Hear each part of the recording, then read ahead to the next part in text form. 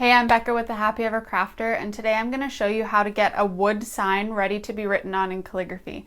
So we're going to go from sanding it and staining it all the way to writing on it, and I'm going to show you my step-by-step process for that. So let's jump in.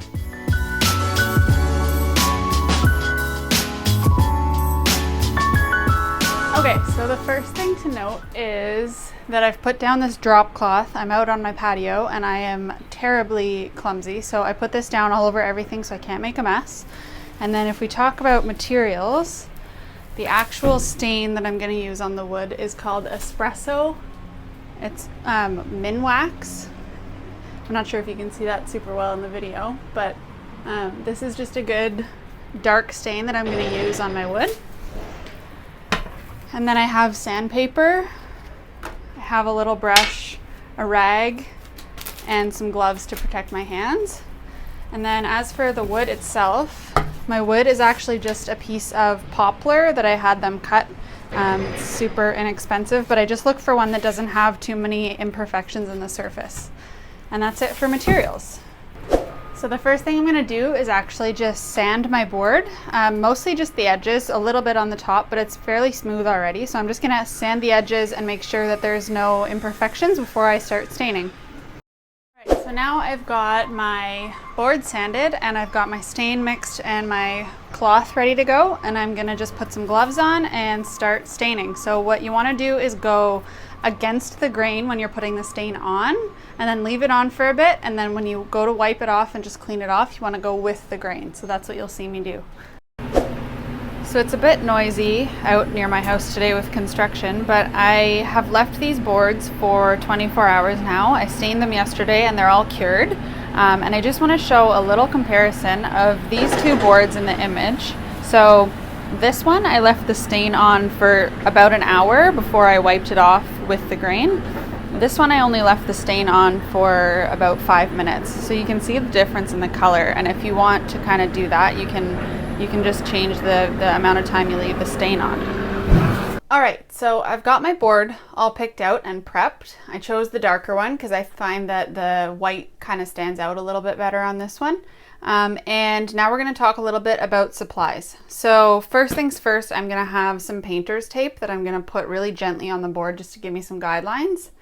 And then I'm going to be using a white pastel pencil for my rough draft kind of thing to give me the layout that I want. And then I'm going to be using a Sharpie oil paint pen. So this is just a nice thick opaque pen, and I like Sharpie brand. I've tried some other ones and this is my favorite.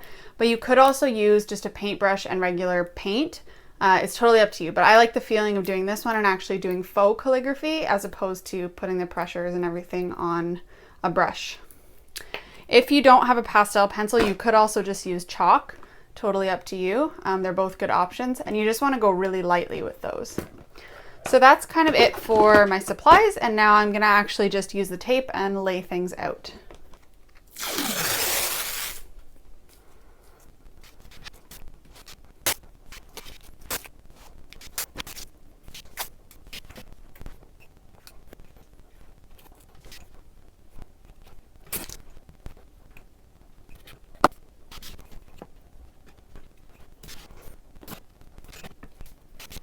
So, although that was sped up, what you saw me do there was place these kind of eyeballed in places where I knew that the text would go. So, for example, for this sign, I know that the couple wants to write welcome in big across the top, and then they want to write their names and the date underneath. So, I am fairly good, just from years of experience, at eyeballing where the guidelines would go. But what I did was I placed them where I kind of thought they would fit nicely on the board, and then I went through with my ruler and I made sure they were all straight and level and all the exact same size. And now I'm going to go with my pastel pencil and do some actual kind of guidelines.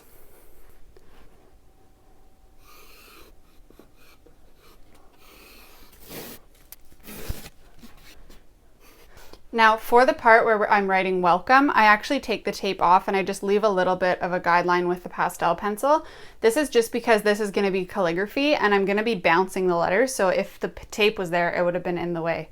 For these bottom ones, I'm actually going to leave the tape there, and those are going to be block letters in between, so that's easy for me to use with the tape in the way.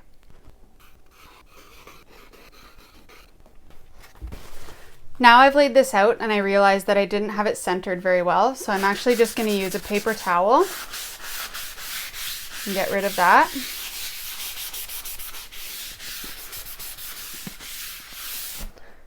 And then I can still sort of see where my guidelines were, so I'm gonna do just a really, really light one.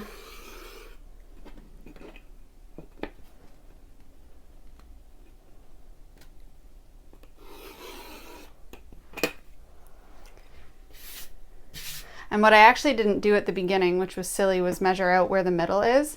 So I know this board is 32 inches, so if I go and find the middle, that's a good way to know exactly how to center your letters. So I'm just going to leave a little mark, a couple spots on the board as reference. And now I should be able to get it a little bit more centered as I freehand. And there we go. So I've mapped out my word welcome. I'm going to leave it in my pencil for now, and I'm going to put in the letters in block letters down here. So again, I have my center mark lined out and I know kind of how long each of the names are, so I can work on that in my head, and if I come across a problem I can always just erase it. So you want to go nice and lightly with your pastel pencil.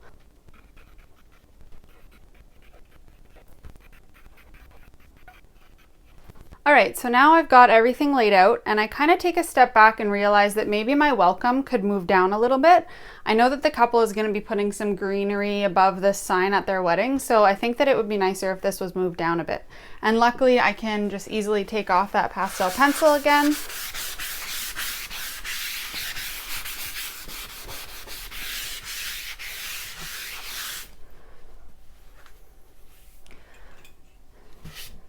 And I'm going to rough in some guidelines, maybe closer to about here. Again, really, really lightly.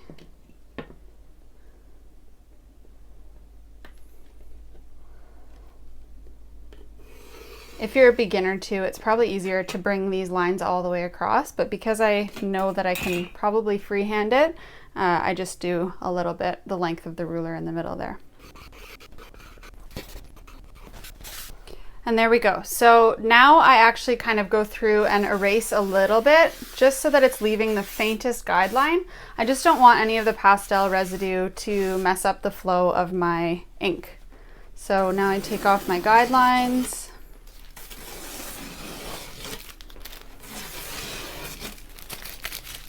And again, I just go nice and gently over top of this to leave just a really faint guideline.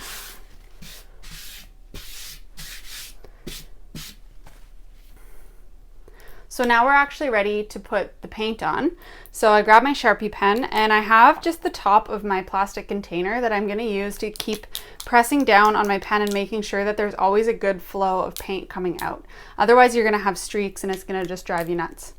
So the first thing I'm going to do is the welcome.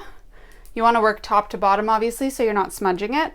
And I'm going to just do faux calligraphy. So I'm going to draw the first letter and then I'm going to go back right away and fill in where the downstrokes that should be thicker. So you don't want to go and write the whole word and then go back and thicken, just because when the ink dries, it'll start to crack on itself and it'll drive you nuts when you're trying to get a good even flow.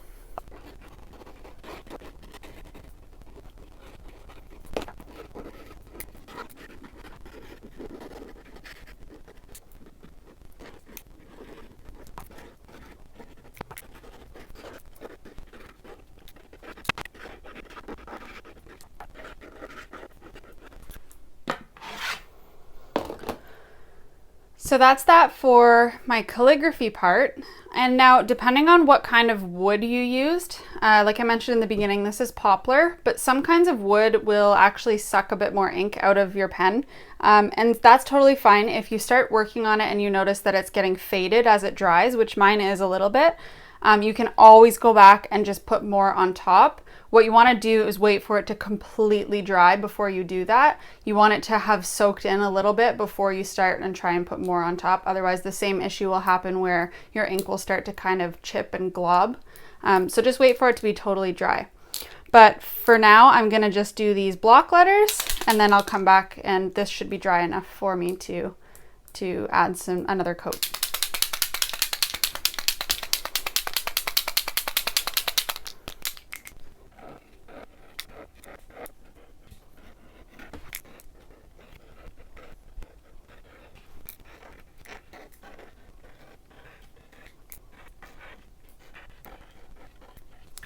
So all my wording's done, and like I said, I want to wait for this to dry a little bit more. It's actually not perfectly dry yet, but in the meantime, I know that the couple also wanted me to try and incorporate a couple little floral doodles here and there. So typically I don't lay those out right off the bat, and that's just personal preference. If you are scared of messing up or anything, you can lay it all out at the beginning, but for me, I like to put the words in first and then add florals wherever it's appropriate. So what I'm seeing right away is that there's kind of a gap right here. I kind of wish that these were a little bit closer together, but that's okay because now I can add a little floral in here. And I also think I'm going to put some in the corner because I know that they're going to have some greenery around the top. So I think that it would really finish it off nicely. So I'm going to go ahead and use my pastel pencil and just sketch those in first.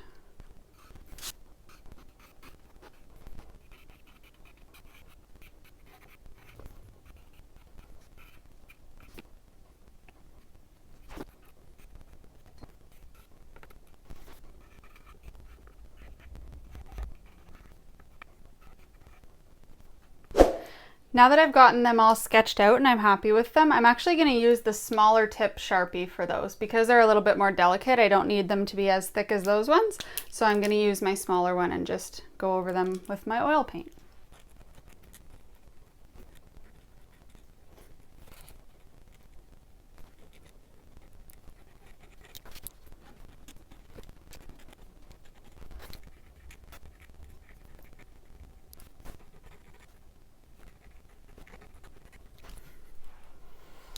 All right, so my florals are done. Everything is fairly dry now, so I'm gonna go over it with my big Sharpie again and give everything one last coat.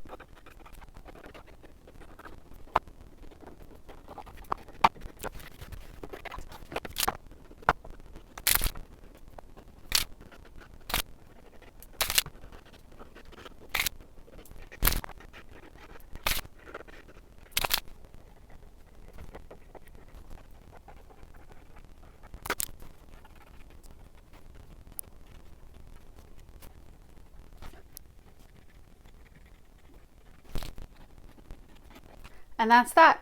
So now everything should be pretty dark and white. I might let it dry for another couple hours and then come back and see if any of it has faded. And generally after it's completely dry, I'll go through with a Q-tip and kind of go through the areas like in the leaves of the flower where there's a little bit of that pastel pencil left and just get rid of those. But other than that, that's my whole process for how to make a wood sign. I hope you enjoyed the tutorial and I'll see you next time.